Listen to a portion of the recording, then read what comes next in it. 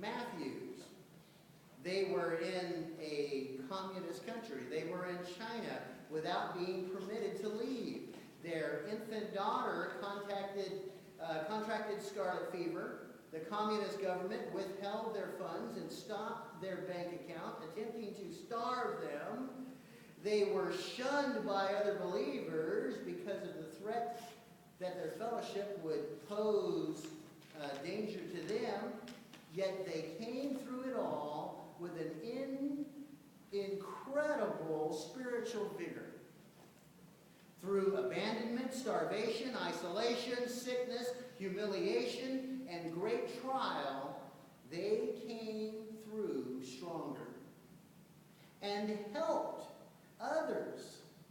You see, the writer went on to write, most amazing of all was their spiritual vigor.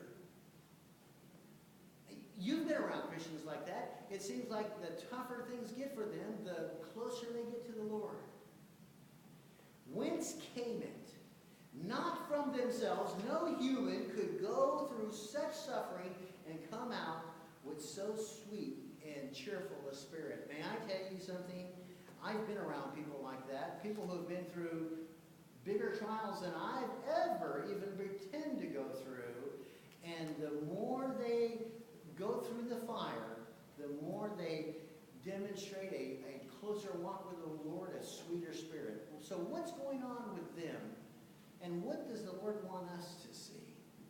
You see, they understood that everything, not just those who bring bad news, not just the postman who delivers the bad news, but everything that happens to you, all that you're dealing with right now, all that you're going through, all that is in your life, everything. I'm talking about everything. I'm talking about the big things and the little things, the bigger than life things and those small, and this is what gets us, I think, more than anything, those little bitty annoying things. How many people would say, you know what, life would be better if you just took the little annoyances away, the little ones. Wow. Why? You know, is God kind of looking the other way and going, oops, I didn't notice that. I probably shouldn't have allowed Daryl to have to go through that little annoyance. I don't think so. Job's mailman teaches us a lot. We see what blessing is all about. It begins with brokenness. Turn in your Bible to Job chapter 1. Job chapter 1. How many were saved for more than a week before they realized that the job was Job? I just learned it. Amen. Appreciate that honesty. And that palms was songs. Amen. All these important truths. Job chapter 1. We're going to take a minute with this, and I know that this will speak to you. Why? Because it spoke to me, and it takes me. If I can't get a clue and I can get something out of it, then you ought to be able to. Amen. Job chapter 1. Notice verse 14.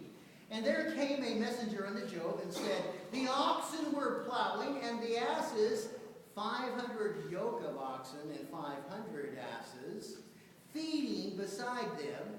And the Sabaeans fell upon them and took them away. Yea, they have slain the servants with the edge of the sword, and I only am escaped alone to tell thee. While he was yet speaking, there came also another and said, the fire of God is fallen from heaven, and hath burned up the sheep, 7,000 sheep, and the servants, and consumed them, and I only am escaped alone to tell thee. While he was yet speaking, there came, does this sound like our life sometimes? While he was yet speaking, there came also another and said, the Chaldeans made out 3 bands and fell upon the camels, 3,000 camels, and have carried them away, yea, and slain the servants with the edge of the sword, and I only am escaped alone to tell thee. Notice verse 18. While he was yet speaking, there came also another and said, thy sons and thy daughters. 3 sons. That would be 3 sons, and actually 7 sons and 3 daughters. Thy sons and thy daughters were eating and drinking wine in their eldest brother's house. And behold, there came a great wind from the wilderness and smote the 4 corners of the house, and it fell upon the young men, and they are dead.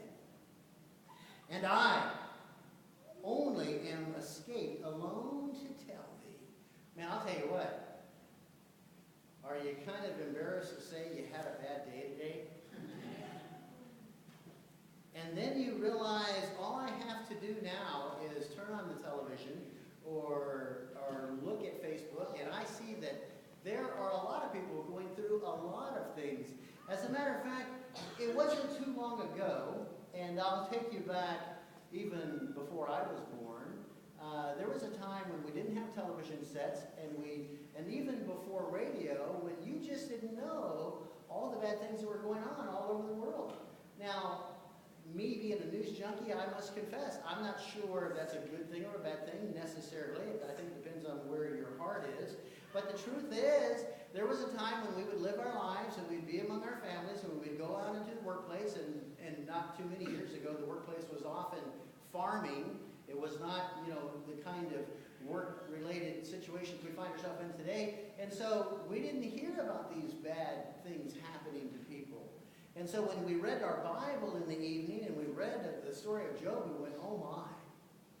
Yet today, we know that there's not anything that can happen in this world that in a millisecond won't be broadcast all over the world.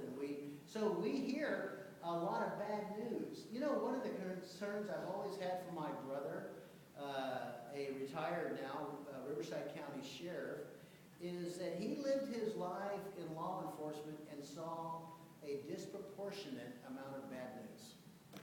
And that can cause us to be jaded. Wouldn't you agree? That we're guarded and that we kind of, maybe have an attitude like, you can't trust anybody, you can't believe in anything, and you can't, depend on anybody or anything. And I think that's something that we need to be concerned about today.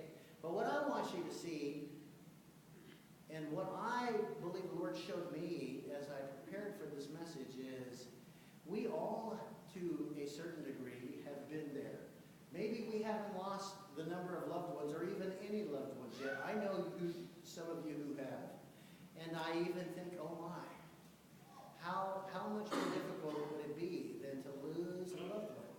But then you go on to see that others have gone through maybe what you've gone through and more, and you have to ask this question. And it's a fair question to ask, and you as a believer, you and I as born-again Christians, we need to be able to answer this question. Why do bad things happen to good people? Why is it that happens? Why do we have people that seem like they just go running crazy and do whatever they want and nothing ever, seemingly bad happens to them? What is God doing? That's the question that needs to be asked. God is allowing the mailman in your life for a reason. First of all, look beyond the postman, the package or problem. Job saw the providence of God. Job saw the providence of God. A stronger demonstration of grace could hardly be demonstrated than that which was demonstrated by Job. God demonstrated to Job who he was. You see, consider first who brought about the need for grace. Was it God or was it Satan? Hey, when things are happening in our life, we often ask this question. Is this Satan attacking? Well, first of all, and I know that if you are blatantly going against the things of God, you need to first examine yourself and realize, I need to not do this. But there have been times when you've been faithful. There have been times when you just feel like I'm moving in the right direction. I'm serving the Lord. I'm staying focused. Why? Why? How can these things be happening to me right now? I have folks in our church right now, and my heart breaks, for I know that they're going through some things that I can't explain, but I know who does know. I know who you can have confidence in, and I want to take it even further. I know that whatever you're going through right now, God has not only allowed, but He's going to do something in it. Notice Job chapter 1. Job chapter 1, notice verse 6. Job chapter 1, verse 6. Now there was a day when the sons of God came to present themselves before the Lord, and Satan came also among them. And the Lord said unto Satan, Whence comest thou? And by the way, anytime that the Lord asks a question, He already knows the answer to it. This is for our learning. Whence comest thou? Then Satan answered the Lord and said, From going to and fro in the earth, and from walking up and down in it. And the Lord said unto Satan, Hast thou considered my servant Job? I'm going to stop for just a moment and just kind of tell you where I'm at with this. If the Lord was about to, mention somebody's name, I would be thinking, I just hope if my name's Job, He doesn't mention me right now. He's the one. God said to Satan, Hast thou considered my servant Job? Maybe I shouldn't have been following you so closely, Lord. I shouldn't have taken such a stand, Lord. And then you wouldn't be picking me right now. Hast thou considered my servant Job? That there is none like him in the earth, a perfect and an upright man, one that feareth God and escheweth evil? Then Satan answered the Lord and said, Doth Job fear God for naught? Hast not thou made an hedge about him, and about his house, and about all that he hath on every side? Thou hast blessed the work of his hands, and his substance is increased in the land. By the way, when we pray about the Lord putting a hedge around us, it's very scriptural, isn't it? Notice verse 11. But put forth thine hand now, and touch all that he hath, and he will curse thee into thy face. And the Lord said unto Satan, Behold, all that he hath is in thy power. Only upon himself put not forth thine hand. So Satan went forth from the presence of the Lord. Again, in chapter 2, the scenario is repeated. Turn to Job chapter 2, verse 4. Job chapter 2, verse 4. And Satan answered the Lord and said, Skin for skin, yea, all that a man hath will he give for his life. But put forth thine hand now, and touch his bone and his flesh, and he will curse thee to thy face. And the Lord said unto Satan, Behold, he is in thine hand, but save his life. So went Satan forth from the presence of the Lord, and smote Job with sore boils from the sole of his feet unto his crown. And he took him potsherd to scrape himself withal, and he sat down among the ashes. Then said wife unto him, Dost thou retain thine integrity? Curse God and die.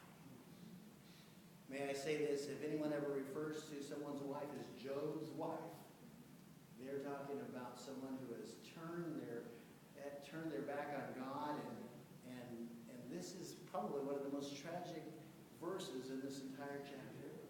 Job wisely understood that Satan had no authority over him apart from his almighty Father.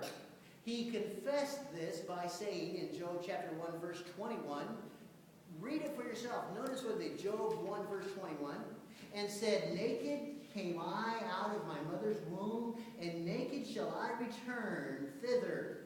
The Lord gave, and the Lord hath taken away. Blessed be the name of the Lord. In all this, Job sinned not, nor charged God foolishly.